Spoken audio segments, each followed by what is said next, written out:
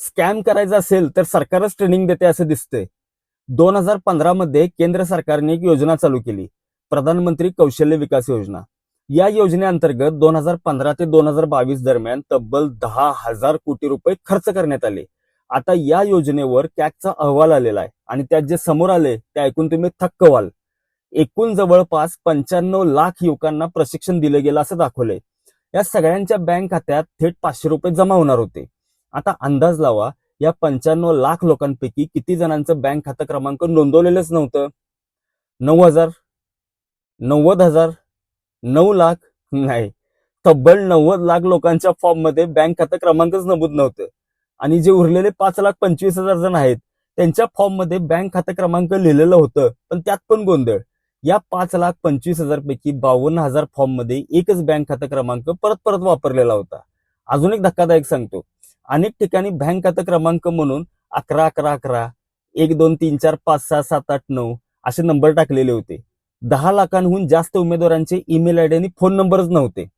जे होते ते बनावट, म्हणजे 11 11 11 abc@gmail.com असा एक ईमेल आयडी.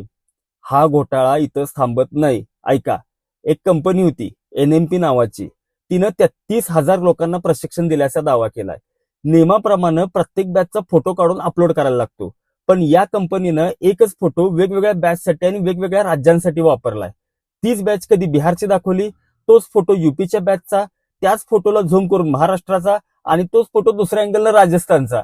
त्या कॅन्डिडेटचे फोटो, डीपी, सिग्नेचर सगळं सारखं, फक्त वरचं नाव बदललेलं. एका ठिकाणी 14 मेला ट्रेनिंग दिल्याचं दाखवले, त्याच फोटोला 8 जूनचं ट्रेनिंग म्हणून वापरले. पाठीमागं पोस्टर एका कोर्सचं, कपडे डॉक्टर सारखे, आणि ट्रेनिंग दाखवली मीडिया कोर्सचं.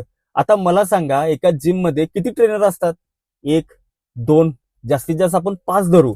या योजनेअंतर्गत 33 जिम मध्ये 30,000 ट्रेनरना नोकरी दिल्याचं दाखवले.